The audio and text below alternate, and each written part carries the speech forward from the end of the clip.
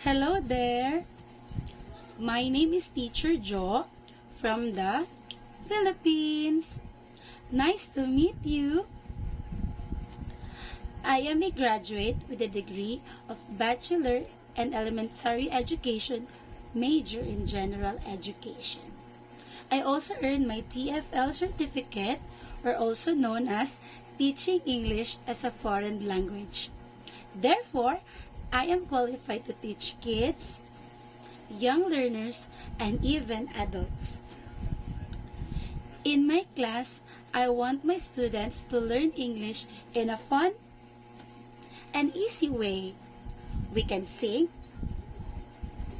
we can dance, and even play some games.